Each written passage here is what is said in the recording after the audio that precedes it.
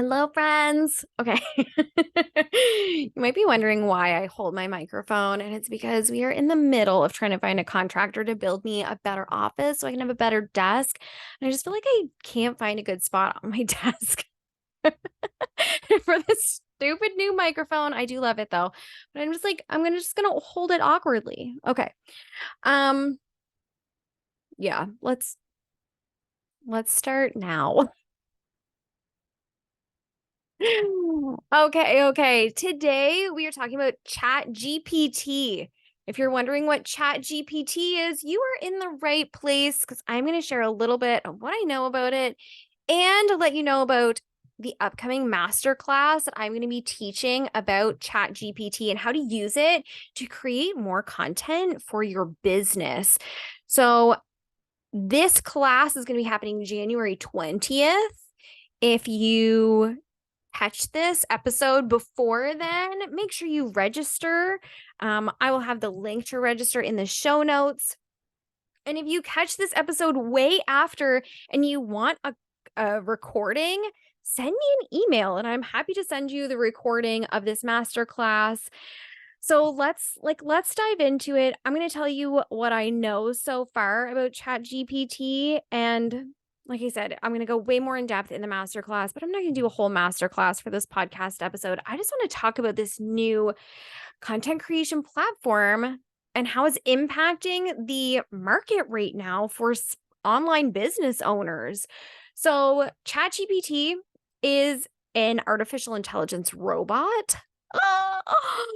Which is making this kind of controversial, right? Like, okay, it's only been out for okay, let me rewind. As I say, it's only been out for maybe like 2 weeks. That's not actually true, but only within less than 2 weeks has it blown up. It's actually been around for a long time, a couple of years now.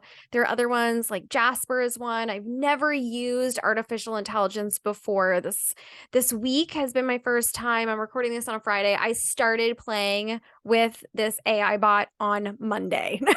And you're probably thinking, girl, why are you teaching a class on this? But I'm like self-diagnosed with some ADHD, and as the content queen, I think it's my responsibility to know what's going on with the market. So I have been down every rabbit hole in the last 5 days, and I'll continue going down rabbit holes and playing with it as we get into the class on Friday. But here's kind of what I'm seeing right now as a content strategist and someone whose whole gig is helping people create content for their businesses to hit 6 and 7 figures organically. There are two camps right now. And I'm not going to lie, when I first heard about Chat GPT a few days ago, I was hesitant at first because, of course, everyone's a little bit unsure of brand new things, right? We're hesitant about artificial intelligence. Naturally, as humans, we're a little bit weary of things like artificial intelligence, and that's totally normal and totally okay. Um, and of course, you immediately start thinking about things like, oh my goodness, are we going to be out of jobs? This is like when they started getting rid of cashiers and have self-checkouts now at the grocery store and Walmart and all these places that we like to shop. What's going to happen to us if we are in marketing and we are content creators? Also, like, I'm a little bit of a witchy woo kind of gal, and a lot of the witchy woo girls are also feeling like, okay, I don't want to get into this because I like to be in alignment. I like to be in flow. I like to be in touch with my like inner spirit, my highest self, all of these things when I'm creating content. And there's no way a robot can come in and do what I do. So I don't want to know anything about this. It's stupid. It's not going to benefit me in any way, shape, or form. No, thank you. I'm just going to keep doing me. And I'm not going to lie. Like when I first heard about it, I was like, oh, fuck no. I don't want to do this. This is not good. At the beginning of this year, end of last year, I made a big pivot to go from like general mindset and business coaching for female entrepreneurs to like content queen.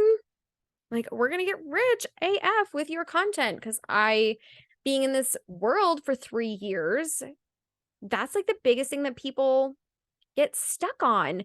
So I was like, oh my goodness, I have made a huge mistake. Help.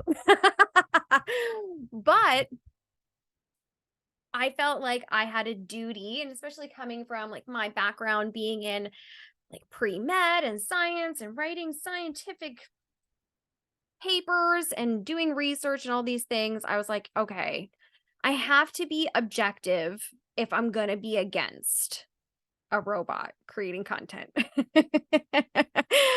I wanted to like have evidence, not just like an initial like digging in my heels. I wanted to have evidence to support me in my decision. And I think that that's just smart consumerism. Like, we need to do research before we decide on some things. Okay. So I made an account on Chat GPT, and I love it. I love it, which is why I'm teaching a class on it, because I pushed this artificial intelligence robot as hard as I could to do what I do. And I've been saving all of its responses. Let me see if I can just like bring this up, because I was able to push it hard enough that it told me that I needed a human or a professional, and it could not help me anymore. And so I was trying to make it create content for my audience that I could use as a freebie. And let me just see if I can get right to it. I'm so close. Anyway, it told me like, no, I cannot help you. Like, this is not a thing that I am capable of. I'm so sorry. And I thought that was really important. Like, we definitely want to know that as content creators, because like, we want to feel safe and secure that we're not going to lose our businesses and we're not going to lose all of our clients to a freaking robot. And so, like I said, I pushed it. And eventually it was like, listen, I'm a robot. I can't do this. You need a human being. You need to do this yourself. You need to hire a professional person to help you with this thing. Like, I can't do this. But, well, okay, let me share this too. I love swearing. If you're listening to this, you've definitely heard me drop an F-bomb already. I love a good swear. I love a good curse word. The robot will not swear for you. So it definitely has limitations, right? Like, it can't do certain things. Also, at present, it's about 1.5 years behind in its database. So like, if you want to talk about like the new Black Panther, Wakanda Forever, doesn't know what you're talking about.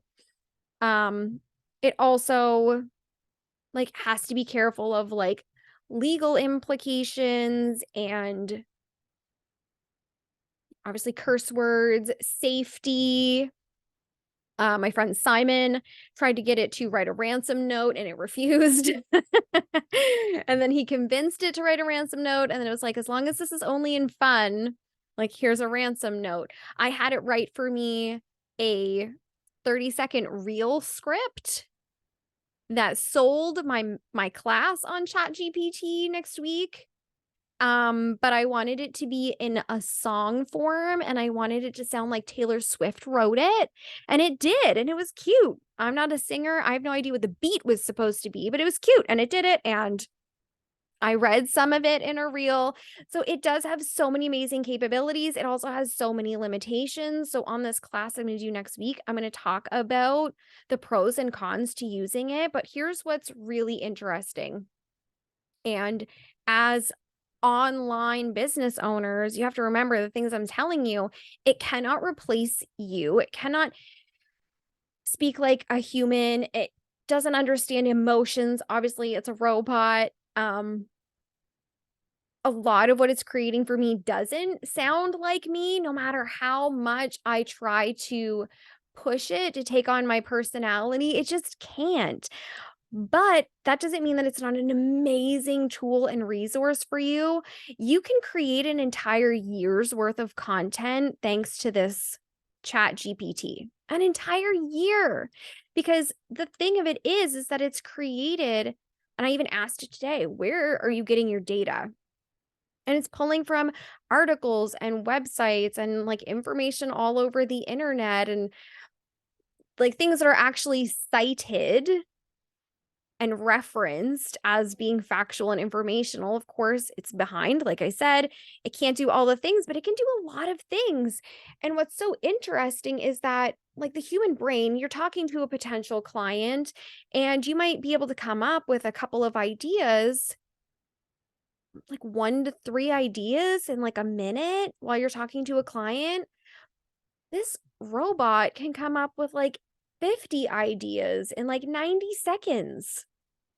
And so, absolutely, it's not going to replace you in your business, but an amazing supplemental resource and tool to create very quick ideas, inspiration for content, some of the bulk of a piece of content for you, where obviously you're going to have to come in and put your personal touch and your flair into it, but it can do so much heavy lifting for you, which is amazing. You can have it write emails. You can have it write catchy hooks and titles for podcasts or emails. You can have it, like I said, I'm going to teach in this class how to get it to do a year's worth of content for you. It can write a sales page for you. It can answer frequently asked questions for you. It can do market research for you. And so it's a huge time saver that when used well, because it's going to be as basic as you are with your responses and your questions to it, very much like Google. Like we're very like simplistic in what we type into a Google search bar, right? But because it's not just dumping a bunch of resources at us, it's actually telling us information instead of being like, well, you can click on this website or you can click on this YouTube video or here's some other websites that you can go and take a peek at. It's talking back to you. And that's really, really cool because as you're going back and forth in these like virtual conversations with a robot, you are more inspired and have more ideas. And it's a great springboard as a creator to create a lot of content more quickly than like leaving it up to yourself and scrolling online for hours a day, wondering what you're going to say and if inspiration will bother to hit you today, or maybe it's going to pass you by until tomorrow. So like, let's not let those things happen. Let's use it as the tool that it's meant to be. So as I said, it does have some limitations. It doesn't have information up to about 18 months ago. So anything that's like new school, it doesn't really know a ton about. Right now it is free. I was following Greg Brockman on Twitter and he has eyes on charging for it, and I don't blame him. Some of my predictions for this is right now it's really smart. As you're going onto the chat website, I don't think that they expected to have so many people. Like it took Facebook months to get 1 million users. Maybe I think even over a year to get 1 million users. I think more recently, Spotify, it took them like 5 or 6 months to get 1 million users. Chat GPT amassed 1 million users in the first 5 days of being open publicly, which is why it's such a huge topic right now. And everybody wants to learn, how do I use it? What do I use it for? How is it going to make my life easier, smarter, better? And as an entrepreneur, and especially a lot of the people that are kind of in my world right here, we're coaches. And so, of course, we want to be using our zone of genius and our brilliance to serve our people not necessarily creating content. And that's why people come into my world and hire me, because I love creating content. It's so much fun for me. And if I can use a bot to help me help you, why wouldn't I use that resource? So he does have eyes on charging for it. So we'll see. I have some, like I said, some predictions that I think it might get stupid.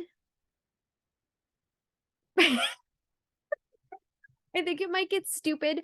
Very much like Wikipedia, where Wikipedia was an amazing resource, and then it was a joke of a resource.